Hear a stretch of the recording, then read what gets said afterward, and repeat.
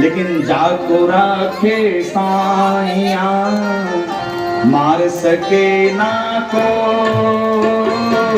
जाको रखे साइया मार सके ना को, पालन बाका कर सके जो जग मेरी हो, ओ भैया जो जग मेरी हो। विचार करना, आज बाल बाका भगवान जिसके रक्षक हो जाएंगे उसका बाल बाका होने वाला नहीं है। समुद्र में फेंकने के बाद वह एक राघव नामक मछली ने ले लिया और महाराज वह मछली संजोग से देखिए पकड़ी गई मछुआरों के द्वारा, और वो मछली आकर के भेंट भी संभरासुर को ही प्राप्त हुई। बोले भक्त भगवान की। मछुआरों ने वह मछली संभरासुर को भेंट में दे दी। संभरासुर ने कहा आपने इसे भेंट में दे दिया, तो अपने अनुचरों को बुला दिया और बुलाने के पश्चात वह मछली महाराज चली गई रसोई घर में, और जब रसोई घर में गई तो वहां जब मछली का पेट फाड़ा गया तो उसमें से एक सुंदर सा बालक निकला। बोले भक्तों भगवान की। और जो बालक निकला सुंदर सा, तो आश्चर्य हुआ। उनके यहाँ एक स्त्री काम करती थी जिसने अपना नाम माया देवी रखा था। बोले भक्तवत्सल भगवान की जय। माया देवी ने उस बालक को लेकर के पालन पोषण करना शुरू कर दिया, और संबरासुर को लगा कि कोई बहुत अच्छी बात है, कम से कम कोई पालन कर रहा है। अब उसको क्या मालूम कि यही बच्चा मैं हरण किया था, यही बच्चा मैंने फेंका है, यही बच्चा मछली के माध्यम से आया। वो सोचा कि समुद्र में गया बच्चा तो मर गया हो। बच्चा धीरे धीरे बड़ा होने लगा। भगवान श्री कृष्ण अगर माता रुक्मिणी को बड़ा कष्ट हुआ कि मेरा प्रथम पुत्र, भगवान समझाते थे घबराओ मत, बहुत सांत्वना देते थे। समय व्यतीत होता गया महाराज, और पुत्र का जो पालन कर रही थी, नारद बाबा उनको मिले। उन्होंने कहा कि देखो तुम इसे पुत्र भाव में मत पालना। बोले क्यों? बोले इसलिए कि तुम्हारा ये पुत्र नहीं है, यद्यपि ये शिशु जरूर है लेकिन तुम्हारा पुत्र नहीं है।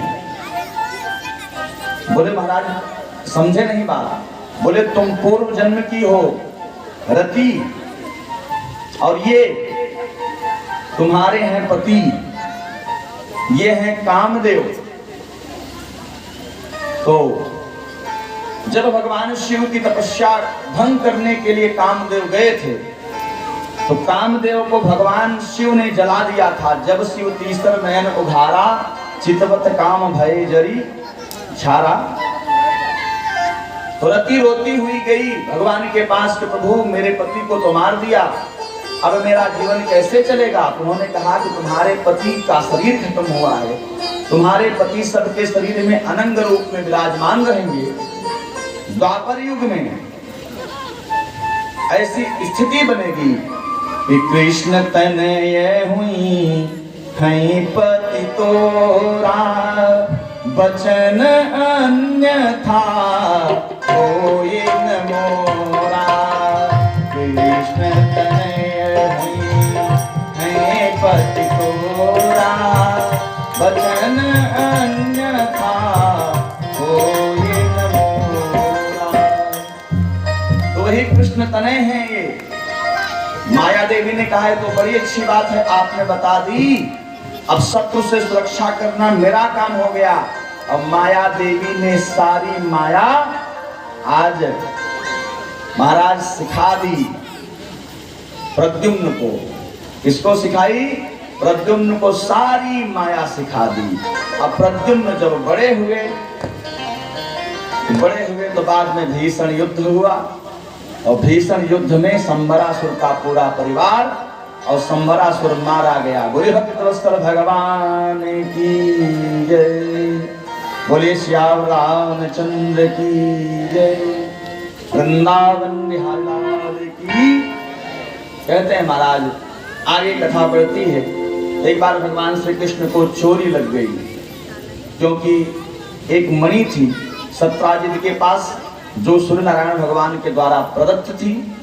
और वह मणि भगवान श्री कृष्ण ने कहा इस राजकोष में जमा करा दो, ये 8 भार सोना देती है, इससे प्रजा का पालन होगा। इस मणि को लेकर तुम क्यों घूमते हो? सत्राजित नहीं माना, बोले मेरी मणि है, मैं रखूंगा। एक दिन संजोग से प्रसेनजीत उस मणि को लेकर के चला गया शिकार खेलने, वह स्वयं में शिकार हो गया। बोले भक्तवत्सल भगवान की जय। सिंह ने उसे खा लिया और मणि उठा करके एक भालू लेकर गुफा में प्रवेश हो गया। भगवान श्री कृष्ण के ऊपर चोरी लग गई। ये पहले माखन चुराते थे और आज अब मणियों पर हाथ साफ करने लगे। भगवान श्री कृष्ण को अच्छा न लगा। भगवान श्री कृष्ण को चोरी इसलिए लगी क्योंकि भाद्र शुक्ल पक्ष चतुर्थी के दिन का चंद्रमा उन्होंने देख लिया था, जिसे ढलैया चौथ कहते हैं। बोले भक्तवत्सल भगवान की जय। उस दिन का श्राप लग गया। गणेश जी उस दिन फिसल के गिर गए थे। चंद्रमा जोर जोर से हंसा था, इसलिए गणेश जी ने चंद्रमा को श्राप दिया था, जो तुम्हारा मुख देखेगा उसे कलंक लग जाएगा। इसीलिए महाराष्ट्र में चतुर्थी से लेकर के चतुर्दशी तक केवल गणपति पूजा होती है। बोले भक्तवत्सल भगवान की जय। कि जब हम गणपति पूजा में मग्न रहेंगे तो हमारा ध्यान चंद्रमा पर नहीं जाएगा, चंद्रमा को देखेंगे नहीं तो हम कलंक से मुक्त हो जाएंगे। कृष्ण जी को चोरी इसीलिए लग गई।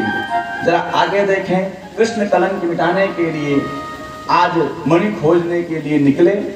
रास्ते में मिल गया प्रसेनजीत की लाश, आधी खाई हुई हिंसक जानवरों से।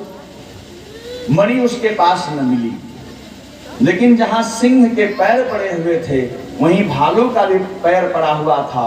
भगवान श्री कृष्ण भालू के पंजे की तरफ बढ़े, एक गुफा में गए और गुफा में जैसे प्रवेश किया तो देखा एक सुंदर स्त्री उस मणि के साथ खेल रही है, सुंदर कन्या।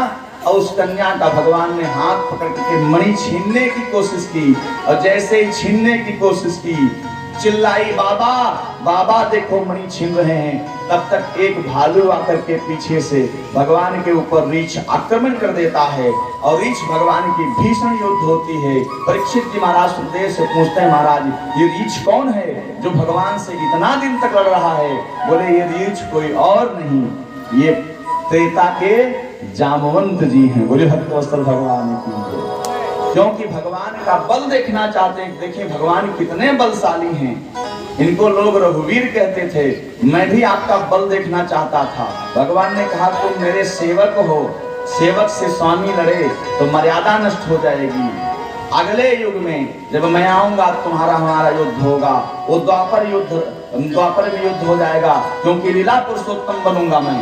बोले प्रभु तब तक मैं बूढ़ा हो जाऊंगा, बल कम हो जाएगा। भगवान ने कहा न तुम बूढ़े होगे न तुम्हारा बल कम होगा।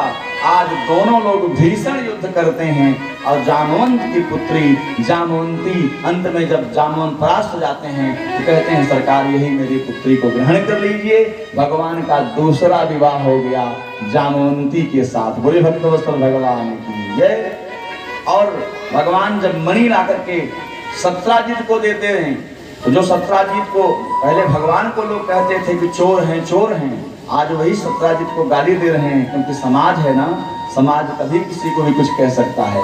सत्राजित को गाली देने लगा कि ये बहुत खराब है, इसने बहुत बड़ी गलती की। बताओ भगवान के ऊपर चोरी लगा दिया, कलंक लगा दिया, ये अच्छी बात नहीं है। इसी के साथ महाराज अब सत्राजित बहुत परेशान हुआ और उसने कहा प्रभु ये मणि मैं आपको दहेज में देता हूँ, ये मणि मैं आपको दहेज में देता हूँ, और इसी के साथ मेरी एक सुंदर कन्या है जिसका नाम है सत्यभामा, इसे आप अपनी पत्नी के रूप में स्वीकार कर लीजिए। बोले भक्तवत्सल भगवान की जय। भगवान का विवाह सत्यभामा के साथ संपन्न हुआ। भगवान के ऐसे 8 और विवाह हुए, कालिंदी, मित्रबंदा इत्यादि रानियों के साथ। सब कथाओं को कहना तो बड़ा मुश्किल है। 8 रानियों के साथ विवाह भगवान का हुआ। ये 8 कौन हैं? खम वायु अग्निम सलिलम महिष्च। ये 8 पत्नियां, 8 प्रकृति हैं। और 8 प्रकृति, और भगवान प्रकृति को अपनी पत्नी बनाते हैं और स्वयं उनके पति बनते हैं।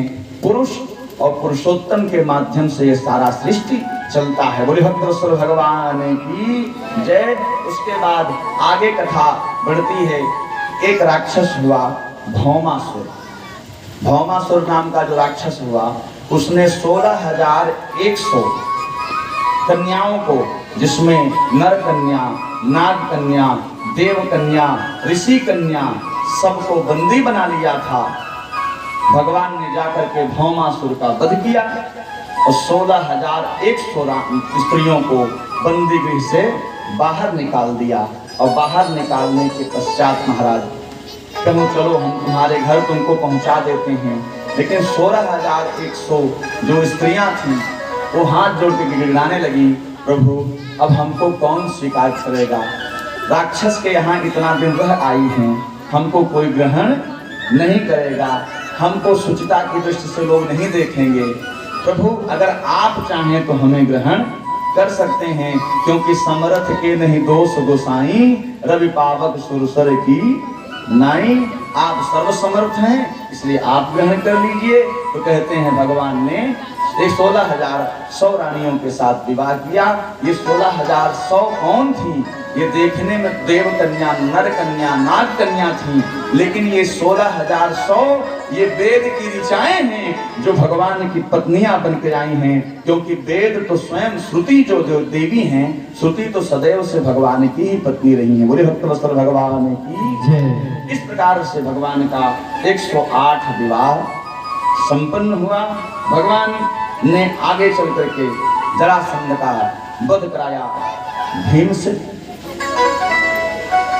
और शिशुपाल का वध भगवान स्वयं जाकर करते हैं, है ना।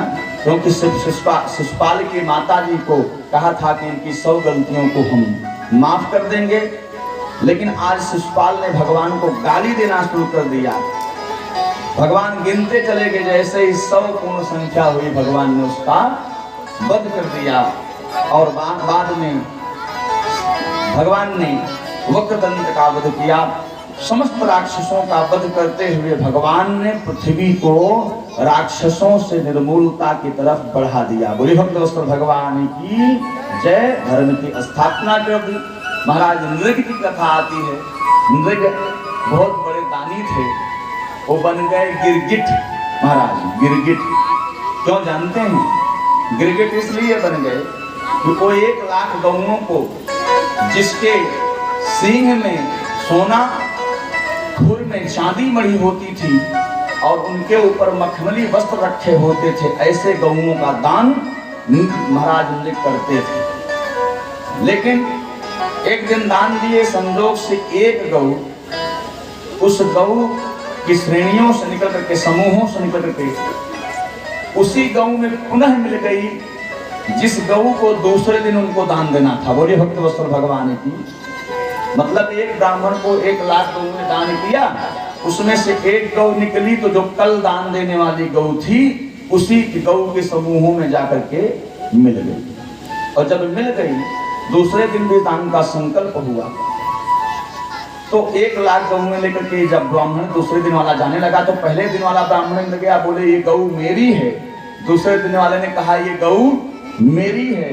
मेरी तेरी में झगड़ा होने लगा। महाराज राजा ने समझाया, एक गौ के बदले 1000 गौ ले लो, लेकिन कोई मानने को तैयार न हुआ। और राजा ये बोल नहीं पाए कि नहीं मैंने इनको ही दान दी थी, मतलब सही न्याय नहीं कर पाए, जिसके कारण से महाराज नृग गिरगिट हो गए। और जब गिरगिट हो गए महाराज, तो भगवान श्री कृष्ण अपने पुत्र पौत्रों के साथ खेल रहे थे। और पुत्र पौत्रों की संख्या भगवान की बहुत मिलती है, 16,108 रानियों में भागवतकार कहते हैं कि सबको एक एक पुत्री 10-10 पुत्र थे। बोले भक्त वस्तु भगवान की जय। इतनी जनसंख्या तो भगवान श्री कृष्ण ही की थी उस समय, ध्यान देना, बहुत बड़ा परिवार इनका है ना। आज अपने पुत्र पौत्रों के साथ सब खेल रहे थे, आनंद ले रहे थे। कुछ लोगों को प्यास लगी, भगवान कृष्ण ने कहा कुआं वहां है, जाओ जल ले आओ। और जल लेने गए तो इतना बड़ा गिरगिट पकड़ के पाया। सब लोग निकालने लगे, गिरगिट नहीं निकला। बोले दादा गिरगिट नहीं निकलता, पानी कैसे पिए? भगवान कृष्ण जाकर के अपने कर कमलों का जैसे ही स्पर्श किए, तैसे ही गिरगिट जो है वह राजा तुल्य होकर के, भगवत तुल्य होकर के तुरंत भगवान की स्तुति करने लगा। प्रभु मुझसे ये गलती हो गई थी, मुझे गिरगिट योनि प्राप्त हुई। तो कहने का मतलब एक छोटी छोटी सी गलती में भी हम लोगों को अपनी योनि बदलना पड़ता है, दूसरे शरीर में जाना पड़ता है। इसलिए भागवतकार कहते हैं कि जीवन का सबसे प्रमुख सारांश है कि व्यक्ति को हमेशा केवल भगवत भजन करना चाहिए और ज्यादा से ज्यादा भगवान की भक्ति करना चाहिए। बोले भक्त वत्सल भगवान की जय। उसके पश्चात महाराज सुदामा चरित्र श्रीमद् भागवत महापुराण में आता है। सुदामा का नाम लेने मात्र से लोगों के अंदर जो छवि बनती है वो यही बनती है कि सुदामा पतले दुबले से एक बूढ़े शरीर में है ना, और बहुत गरीब सुदामा थे। ध्यान देना, सुदामा सुदामा सुदामा का अर्थ क्या है? सु माने सुंदर, दाम माने धन। जिसके पास बहुत सारा धन हो, धन की बाहुल्यता हो, वह सुदामा है। लेकिन सुदामा हुए निर्धन, सुदामा निर्धन हुए। लेकिन आपसे निवेदन करना चाहता हूं, भौतिकता की दृष्टि से सुदामा निर्धन हुए, धन की दृष्टि से सुदामा निर्धन हुए। सुदामा के पास परिवार से निर्धन नहीं थे। सुदामा आचार विचार से निर्धन नहीं थे, भक्ति भाव से निर्धन नहीं थे। सुदामा के अंदर केवल एक ही चीज का भाव था, वो भाव था धन का। कुछ लोग कहते हैं सुदामा दरिद्र थे, लेकिन मैं आपको बताना चाहता हूं सुदामा दरिद्र नहीं थे, सुदामा निर्धन थे, सुदामा गरीब थे, लेकिन दरिद्र नहीं थे। दरिद्र और गरीब में अंतर है। जिसके पास धन का अभाव है वह गरीब है, लेकिन धन होते हुए भी जो व्यक्ति खाना खिलाना न जाने, दान पुण्य न करना जाने, उसके जैसा संसार में कोई दरिद्र नहीं है। ये ध्यान देना, सबसे बड़ा दरिद्र वही है। वो अंधा विषयानुरागी, जिसको अपने धन पर बड़ा लोभ हो जाए, दान करने में उसके प्राण निकल जाएं, और दान करने के बाद प्रायश्चित करे कि मुझसे आज इतना दान हो गया, इतना पैसा खर्चा हो गया, और 10 लोगों को बताए कि इतना पैसा हमने खर्चा कर दिया। दान तो महाराज एक हाथ से दीजिए, दाहिने हाथ से दान दीजिए तो बाएं हाथ को पता नहीं चलना चाहिए। यही सही दान है। अब आजकल 150, 200, 500 रुपया कहीं अगर कथा भागवत हो रही है, 1500 दिए तो 4 बार तो कम से कम अपना नाम सुनना चाहते हैं कि मेरा नाम बुलाया जाए। बोले भक्त वत्सल भगवान की जय। तो ये भावना से दान नहीं किया जा सकता। दान सुपात्र को दिया जाए, और दान जो है गुप्त हो, और दान का भिभोरा कभी पीटना नहीं चाहिए, पाप को कभी छिपाना नहीं चाहिए, और पुण्य को कभी बताना नहीं चाहिए। पुण्य बताओगे जितने लोगों को, उतने लोगों में पुण्य बढ़ता आपका चला जाएगा। पाप छिपाओगे आपके पास बढ़ता चला जाएगा। अपने जीवन का पाप सबको बताओ, लेकिन पुण्य किसी को मत बताओ, दान किसी को मत बताओ। बोले भक्तवत्सल भगवान की जय। आज देखिए सुदामा गरीब हैं लेकिन दरिद्र नहीं है। सुदामा के पास आज अभाव है। सुदामा भिक्षा भी मांगते हैं तो केवल 5 घरों से मांगते हैं। 5 घरों के अलावा 6वें घर से भिक्षा सुदामा जी नहीं लेते। इतना संतोषी ब्राह्मण, इतना ब्रह्मज्ञानी ब्राह्मण कोई हो ही नहीं सकता सुदामा जैसा जी। आज तो निवेदन करेंगे, आज सुदामा जी के बच्चे अन्न के लिए तरस रहे हैं। घर में एक अन्न का कण नहीं है, भीख मांग करके लाते हैं, बच्चों को खिलाने के लिए देते हैं, लेकिन भरण पोषण नहीं हो पाता। लेकिन हर बात में हरे कृष्ण कृष्ण कृष्ण हरे हरे, भगवान का नाम एक क्षण भी उनसे भूलता नहीं। इतने संयमित ब्राह्मण हैं, किसी से अपना दुख कहते नहीं, किसी के आगे अपने लिए भीख मांगते नहीं, अपने बच्चों के उदर पोषण के लिए भीख मांगते नहीं तो वो भी नहीं करते। इतने ब्रह्मज्ञानी थे। जरा सोचिए आज स्थिति क्या होती है। सबके शरीर पर फटा चिथड़ा कपड़ा है। सुदामा की पत्नी कितनी संतोषी रही होंगी जिसका पति इस ढंग से रहा हो।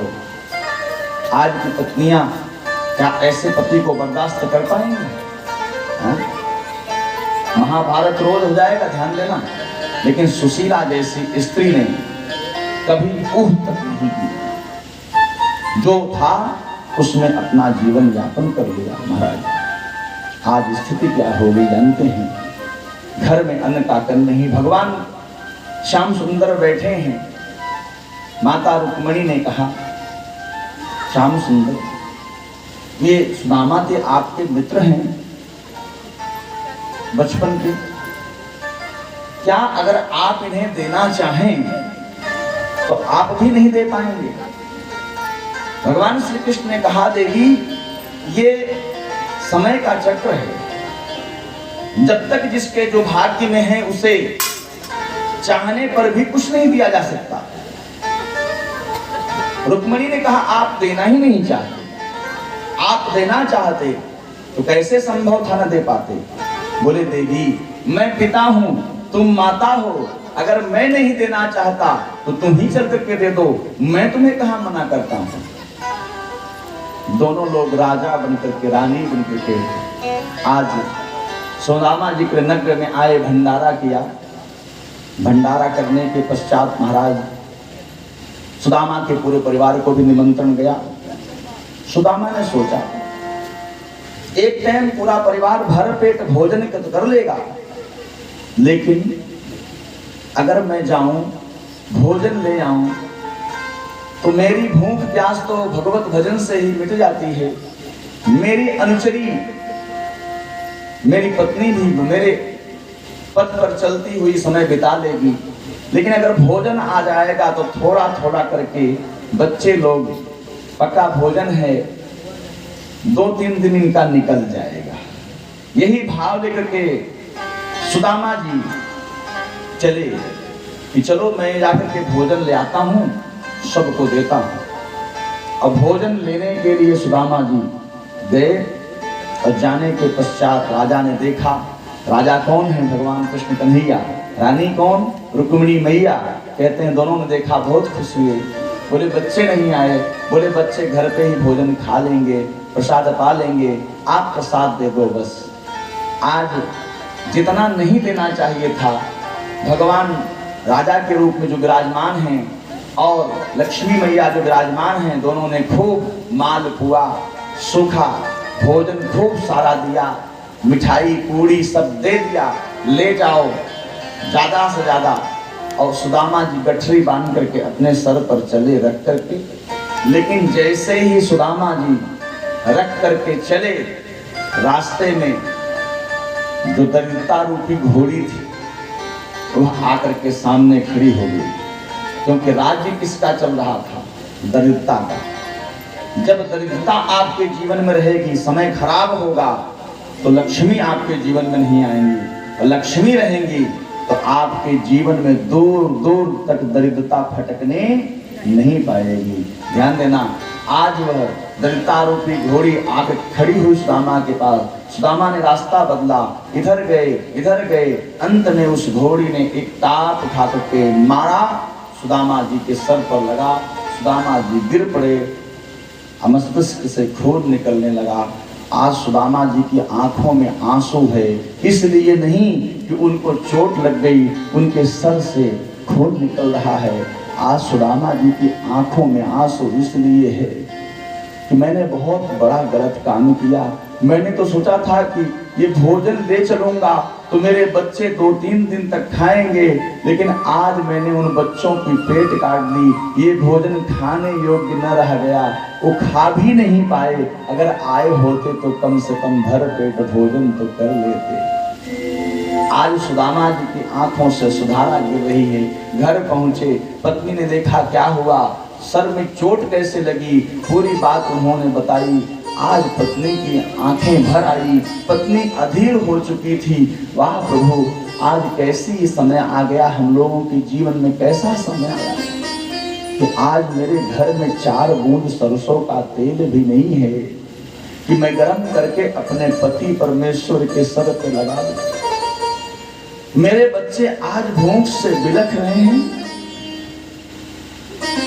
बच्चों का मुंह कैसे देखूं, मैं क्या बताऊं उन्हें कि तुम्हारे पिताजी भोजन लेने गए थे, नहीं आ पाए। बच्चों को सांत्वना देकर के सुनाया सुशीला ने। सुबह एक साधु बाबा आए। साधु बाबा ने कहा, भिक्षाम देहि देवी। जैसे भिक्षा का नाम लिया, सुशीला घर से बाहर निकली। महाराज, हमारे घर सूतक पड़ा हुआ है, सूतक पड़ा हुआ है। जन्मना कि मरण? नहीं महाराज, जन्मना सूतक पड़ा हुआ है। जब से हमारे घर में एक दरिद्रता रूपी पुत्री ने जन्म लिया है, तब से हमारा देना लेना बंद हो गया है। हम तो स्वयं भिक्षा पर आश्रित हैं, हमारे बच्चे भूख से बिलख रहे हैं, हम किसी को क्या देंगे? बेटी, तुम तो सुशीला हो ना, तुम्हारे पति का नाम सुदामा है ना? बोले हाँ, सुदामा तो है महाराज। आप कैसे जानते हैं? बोले जानता हूँ, इसीलिए तो पूछ रहा हूँ। बेटी, तुम लोग धन के अभाव में ऐसा जीवन क्यों जी रहे हो? बोले महाराज, ऐसी बात क्यों करते हैं? बोले तुम्हारे पति देव जो है ना, ये श्याम सुंदर के सखा हैं। श्याम सुंदर जो द्वारिकाधीश हैं, उनके साथ इन्होंने पढ़ाई की है। क्या कभी वहां नहीं गए तुम्हारे पति? बोले नहीं महाराज, हमें तो मालूम भी नहीं कि द्वारिकाधीश इनके सखा हैं। आज जब सुदामा जी आते हैं तो सुशीला पूछती हैं कि आपने मुझे बताया नहीं, आपके सखा द्वारिकाधीश हैं? बोले हाँ, इसमें बताने वाली कौन सी बात है? जरा देखो, अगर आज हम लोगों का किसी विधायक से परिचय हो जाए, सांसद से परिचय हो जाए, तो हम लोग घर में 100 बार कहते हैं कि हमारे सांसद और मित्र विधायक से अच्छे संबंध हैं। द्वारिकाधीश जैसे राजा से संबंध होते हुए भी पत्नी के सामने सुदामा ने कभी यह नहीं कहा कि मेरे मित्र हैं द्वारिकाधीश। क्यों? क्योंकि इसलिए अगर बता दूंगा तो हो न हो पत्नी की कोई ख्वाहिश, कोई फरमाइश बढ़ जाए और मुझे जाकर के मित्र के सामने बिगड़ाना पड़े, ये सुदामा नहीं कर पाएगा। ध्यान देना।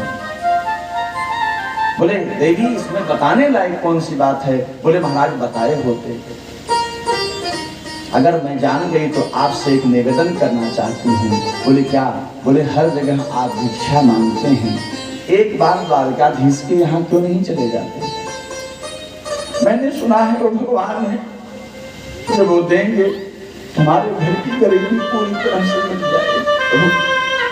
एक बार मैंने कहा, अरे पगली, तू पागल हो गई है, तेरा दिमाग खराब हो गया है। द्वारिकाधीश आज हैं, जब हम मित्र थे तो हम साधारण थे, वो साधारण थे, एक गुरु के शिष्य थे। आज अगर मैं उनसे कुछ मांगने जाऊं, वो मुझे पहचानने से इनकार कर दें, वो बड़े आदमी हो गए हैं। मित्रता बराबर वालों में की जा सकती है, बड़े वालों में नहीं की जा सकती। पगली ऐसा न कर तू। तो कहते हैं नहीं स्वामी एक बार तो चले जाओ। कहते हैं आज बामा जी कहते हैं मड़ई में दीन भी तो बेपगली हो, मड़ई में दीन भी तो बेपगली, भूली हरि के दुवर वान जइबे पगली, भूली हरि के दुवर वाना जइबे पगली, भूली हरि के दुवर वान जइबे पगली। हे मड़ई में दीन पापी तो बेपगली, हाँ दी मड़ई में दीन पापी तो बेपगली, भोली हरि के दुवर वान जइबे पगली, भोली हरि के दुवर वान जइबे पगली।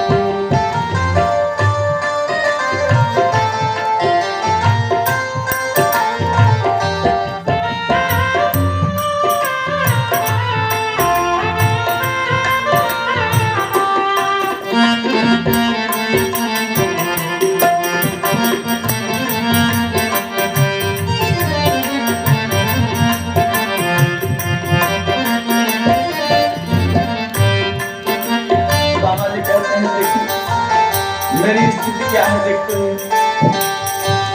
फटे ही बधोतिया सर पे पगड़िया, फटे ही बधोतिया सर पे पगड़िया, फटे ही बधोतिया सर पे पगड़िया, फटे ही बधोतिया सर पे पगड़िया, गोड़वा के दोनों फटी बाप नैया, गोड़वा के दोनों फटी बाप नैया, हरि पूछी कब तो पगड़ी, हाँ हो हरि पूछी है तो कब तो पगड़ी, भूली हरि के दुवर वान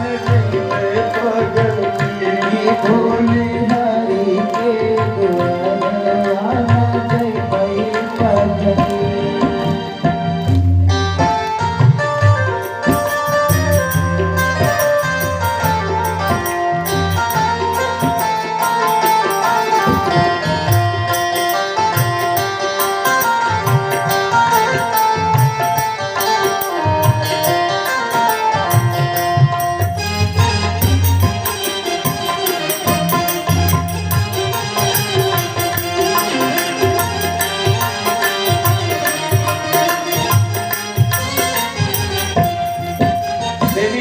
मित्रता थी तो बचपन की बात थी, लेकिन आज स्थिति कुछ और है। और राजा महाराजा है, मैं भिखारी हूँ। राजा महाराजा की भिखारी से क्या मित्रता, कैसी मित्रता है देवी। हे कहाँ राजा महाराजा कहाँ भिखारी, कहाँ राजा महाराजा कहाँ भिखारी, बचपन में रहली हमार उनकर यारी, बचपन में रहली हमार उनकर यारी, ऊंचे हरि नीचे ना देखो बेपगली, हाँ जी ऊंचे हरि नीचे ना देखो बेपगली, भोली हरि के दुवर वान जइबे, भोली हरि के दुवर वान जइबे पगली। हे मड़ई में दीन भी तो बेपगली, मड़ई में दीन भी तो बेपगली, भोली हरि के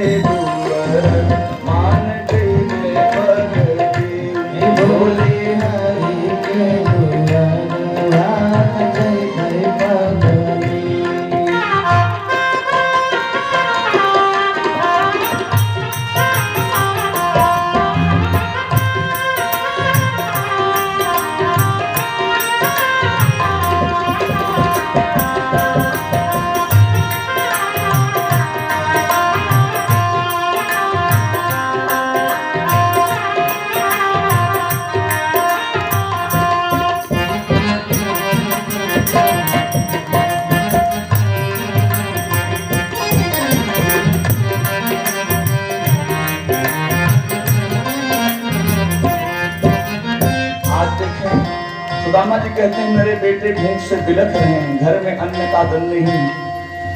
ऐसी स्थिति में मित्र के यहाँ जाऊं तो कुछ लेके जाना चाहिए। एक तो राजा है, दूसरे मित्र हैं, क्या लेके जाऊं? हे सुशीला न तोहरे कोनो भारी सौगात बा, सुशीला न तोहरे कोनो भारी सौगात बा, हितनाथ बन के जाई कौन अवतात बा, हितनाथ बन के जाई कौन अवतात बा।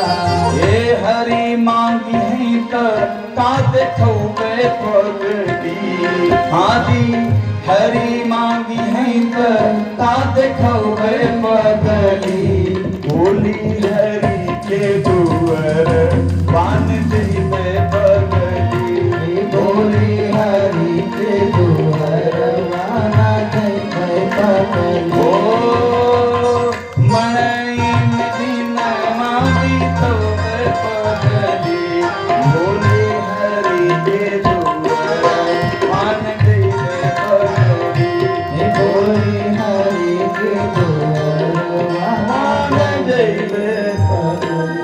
सुशीला ने कहा आप सौगात की चिंता न करें, मैं आपको कहीं से व्यवस्था करके दे दूंगी, लेकिन हाथ जोड़ करके मेरा निवेदन है कि एक बार द्वारकाधीश के पास चले जाइए। आज सुशीला गई, कहीं मिलता है कि चिवड़ा दिया, लेकिन कहीं कहीं मिलता है कि चावल दिया। आज सुशीला गई, अपने 4 पड़ोसियों के यहाँ से 4 मुट्ठी चावल लिया, 4 मुट्ठी चावल लिया। चारों मुट्ठी चावल 4 रंग के थे, और 4 रंग के जो चावल थे ना महाराज, वो एक पोटली में बांधा। मानो सुशीला जानती है कि मेरा पति बहुत संकोची है, ये किसी से कुछ कहने वाला नहीं है, लेकिन जब मेरे कृष्ण कन्हैया ये चावल की दशा को देखेंगे तो समझ जाएंगे कि एक तरह के चावल नहीं है, तो इनके घर का खर्चा कैसे चलता होगा। पोटली में बांध करके दे दिया और कहा महाराज अगर हो सके तो मेरा एक संदेशा कन्हैया तक पहुंचा देना। बोले क्या देगी? बोले यही कह देना एक माख दो, एक माह 2 पक्ष में, 2 ही एकादशी हो, लेकिन मेरे घर गोपाल जी रोज एकादशी हो। इतना कह देना, 1 महीने 2 पक्ष में 2 ही एकादशी होती है, लेकिन हमारे लिए रोज एकादशी का व्रत हमारे पुत्रों के लिए रहता है। इतनी ही बात बता देना। अब एकादशी का दिन भी था, पौष शुक्ल पक्ष एकादशी, ठंडी का महीना, पेट में अन्न का कण नहीं है, शरीर पर वस्त्र नहीं है।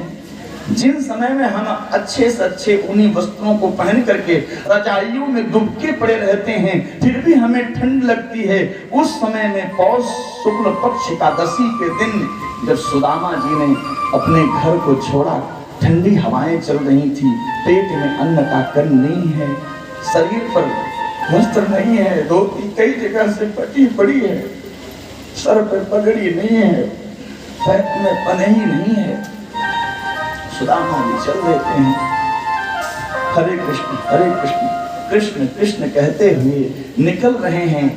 मार्ग कंकड़ीला पथरीला है, पूरे मार्ग भर में पूरे पैरों में दवाई फटी है, उसमें कंकड़ पत्थर कांटे चुभ रहे हैं, खून की धारा निकल रही है, लेकिन वो ऐसा भक्त है जिसका धैर्य नहीं टूट रहा है।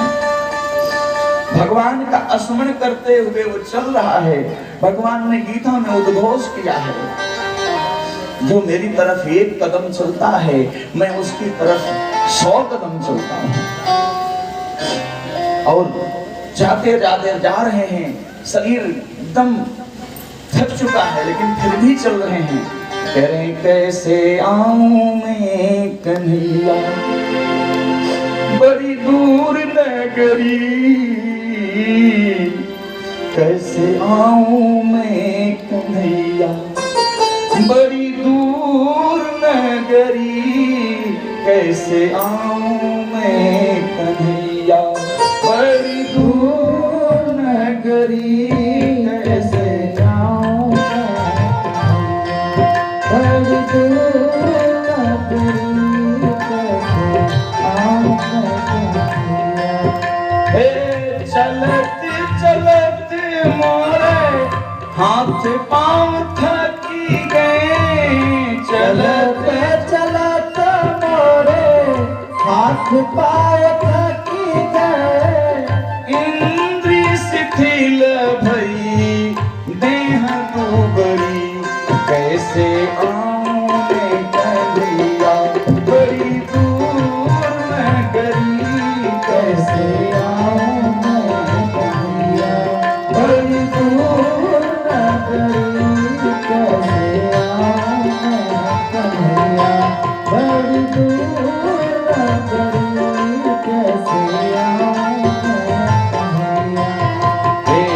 700 कोस दूरबा द्वारिका तुम्हारी, 700 कोस दूरबा द्वारिका तुम्हारी, कांटों से भरल बाटई, कांटों से भरल बाटई, तो हाथ करी कैसे आऊं मैं कन्हैया बड़ी दूर नगरी, कैसे आऊं मैं कन्हैया बड़ी दूर नगरी, कैसे आऊं। यही भजन गाते गाते सुदामा जी बेहोश हो गए। भगवान ने आदेश दिया योग माया जाओ मेरा भक्त आ रहा है, मूर्छित हो गया है, जाओ उठा करके लाना, लेकिन महल में मत लाना क्योंकि मेरा भक्त बहुत स्वाभिमानी है, अगर ला दोगे तो उसको लगेगा कि मैंने उस पर उपकार कर दिया और मैं यह जताना नहीं चाहता। योग माया उठा करके ले गई, द्वारिकाधीश के पुष्पवाटिका में रखा। माली ने जब फुहारों से छींटा देना शुरू किया, कुछ बूंदें पड़ी, आज सुदामा जी होश में आए। मैं कहाँ आ गया? बोले आप द्वारिका आ गए हैं। कहाँ जाना है आपको? बोले द्वारिकाधीश के महल में जाना चाहता हूँ। द्वारिकाधीश का महल बताया माली ने। आज द्वारिकाधीश के महल की तरफ सुदामा जी चलते हैं और सुदामा जी जब द्वारिकाधीश के महल पर तरफ चलते हैं और वहाँ महल के पास पहुँचते हैं तो द्वारपाल जो थे वो अपना खड़े थे।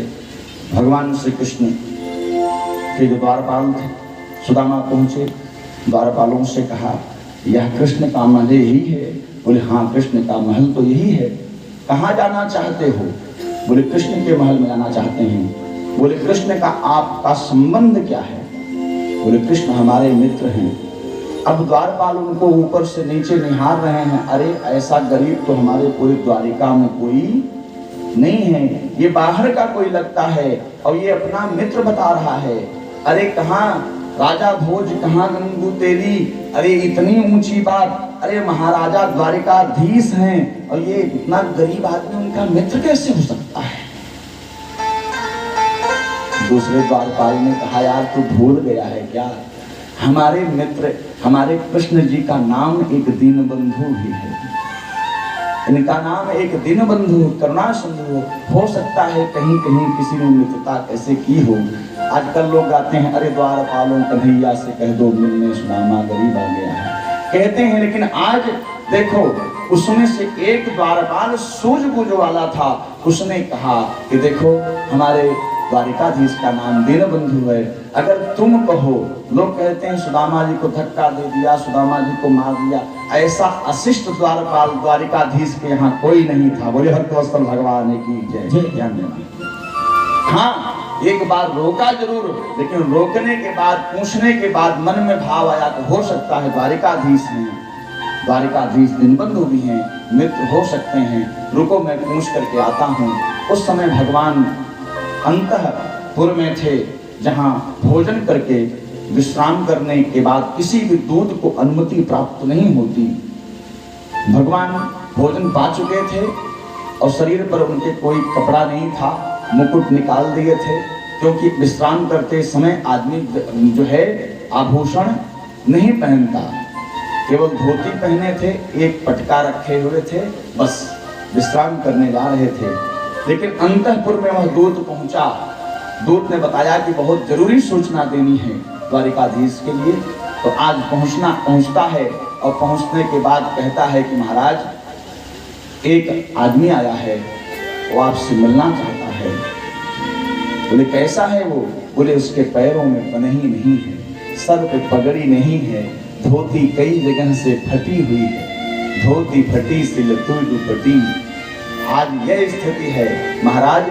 वो अपना नाम सुदामा बता रहा है, देखने में तो पागल जैसा लगता है, लेकिन ऐसी स्थिति उसकी है महाराज, क्या कहा जाए। भगवान ने जैसे ही दूत के मुंह से नाम सुना सुदामा, सुनाम सुनते ही दामा बाद में निकला होगा। भगवान जिस अवस्था जिस व्यवस्था में थे, आज उनके पैरों में भी पनही नहीं है, उनके सर पर भी मुकुट नहीं है, केवल अगर धोती गमछा सुदामा ने रखा हुआ है, बस फटी है, अच्छी है, इतना ही अंतर है। वैसे ही उसी स्थिति में भगवान दौड़ पड़े, चरण पादुका नहीं लिए और दौड़ने लगे। सब मंत्री लोग दौड़ने लगे उनके पीछे, क्या हो गया इनको, क्या हो गया, कहाँ जा रहे हैं, कैसे जा रहे हैं महाराज। रथ लेकर के रथी दौड़ने लगे, सारथी दौड़ने लगे, लेकिन भगवान श्री कृष्ण विह्वल होकर के भागे जा रहे हैं, भागे जा रहे हैं। और इधर सुदामा को लगा संदेशा तो दूत ने कह दिया होगा, पता नहीं मित्र बड़े हो गए हैं, आए हैं कि नहीं आएंगे, चलो अपने घर की तरफ चलते हैं। मैं सुशीला से कहता था कि वो बड़े हो गए हैं, पता नहीं मिलने आएंगे कि नहीं। सुदामा अपने घर की तरफ चलने को तत्पर हुए, इधर कृष्ण आ रहे हैं, कुछ दूर बढ़े होंगे, तब तक जो है महाराज आज कृष्ण आगे खड़े हो जाते हैं। कहाँ जा रहे हो?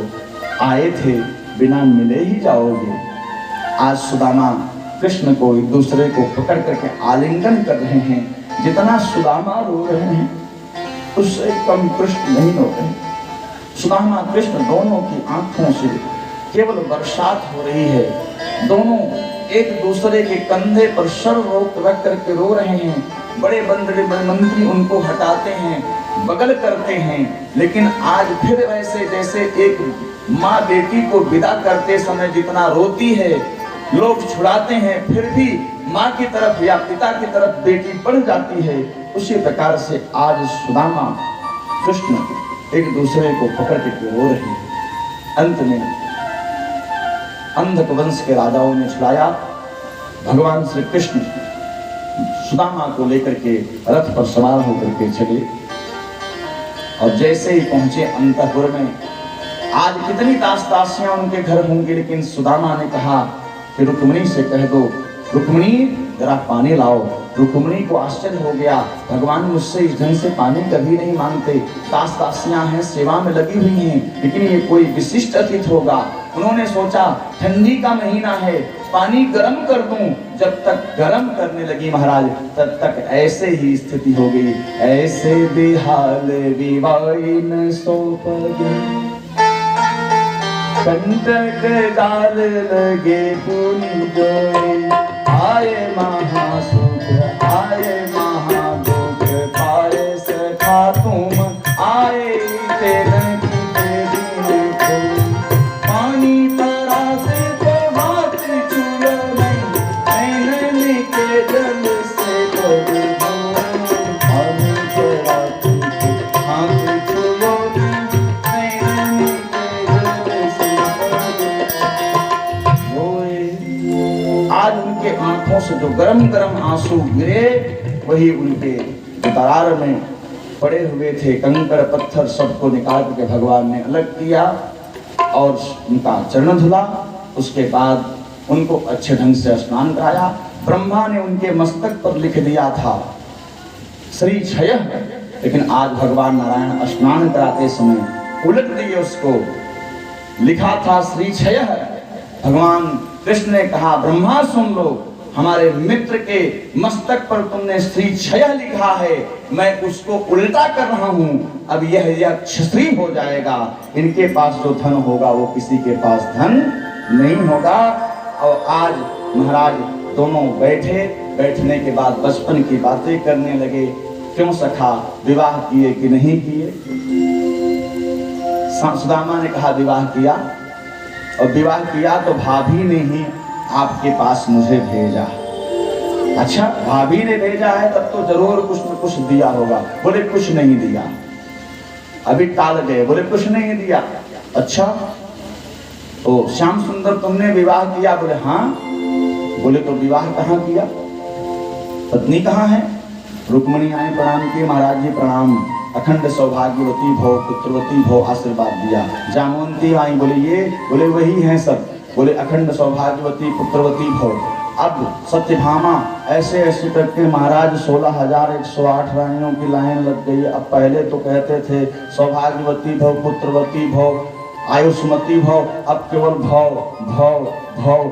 कितने लोगों को आशीर्वाद दें, आशीर्वाद देते देते गला सूख गया। बोले कृष्ण अभी कितनी रानियां शेष हैं? बोले अभी आधी नहीं हुई हैं। बोले ऐसा करो, ये सब तुम्हारी पत्नियां, तुम इनके पति, तुम्हें प्रणाम कर लो, मैं तुमको आशीर्वाद दे देता हूँ, आधा आधा सब बांट लेंगे। बोले भक्तोत्सल भगवान की जय। तो ये हमारे यहाँ का ऋषि है जो भगवान को भी आशीर्वाद देने की क्षमता रखता है। उसके बाद भगवान ने कहा मित्र विवाह किए, बुलाए नहीं।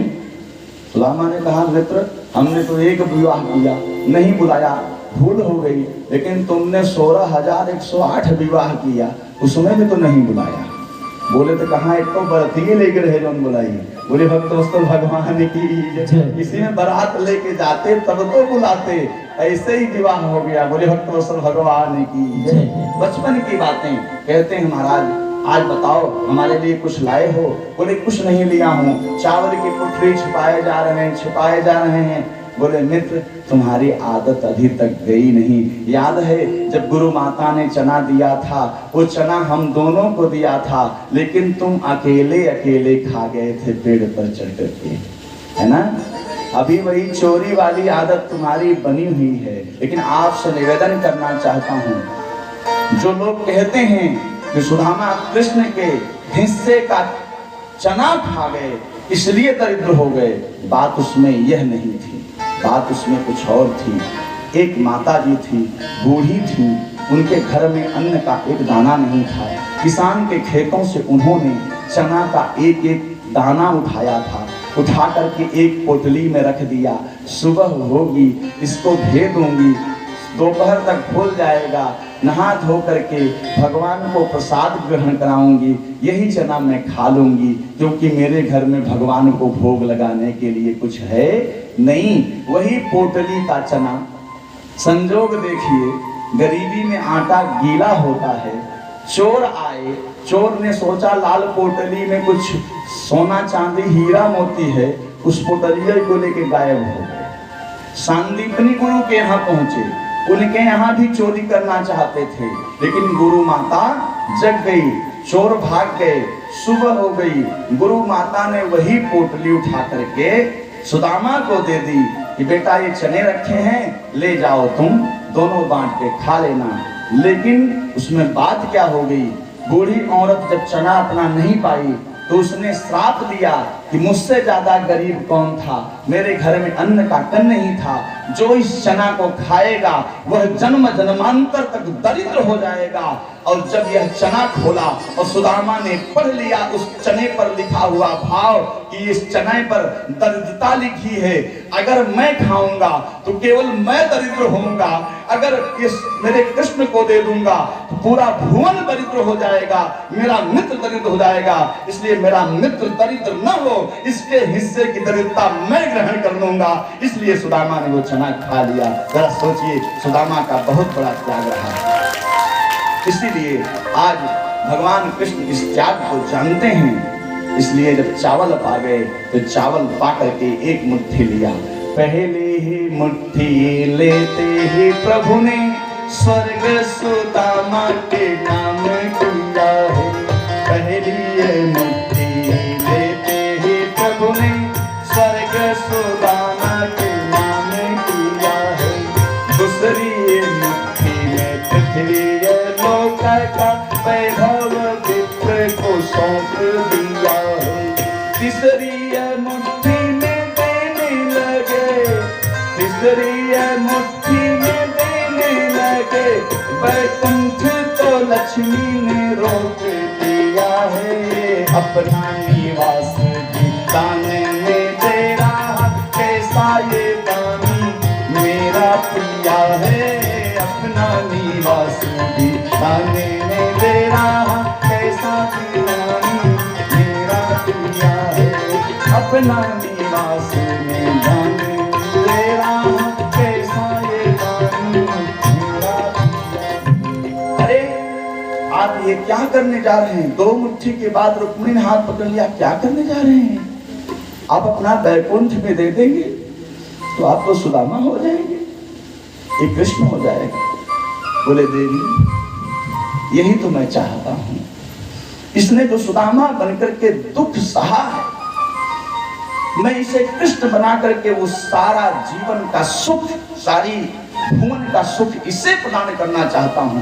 और इसके हिस्से का जो दुख है वही मैं अपने जीवन में झेल करके बताना चाहता हूं कि मित्रता क्या जो चीज होती है। अपने मित्र का सुख, अपने मित्र का दुख हरण करके अपने पास रख लो, अपने मित्र को अपना सुख दे दो। यही तो सच्ची मित्रता है। तब भी दोनों का प्रेम शाश्वत रहेगा। एक कृष्ण रहेगा, एक सुदामा रहेगा। इस प्रकार से महाराज, जिस प्रकार से सुदामा के जीवन का अभाव भगवान श्री कृष्ण ने हरण किया, ध्यान देना, आश्चर्य हो गया। विश्वकर्मा को आदेश दिया, जाओ सब सुदामा का महल सुंदर बना दो।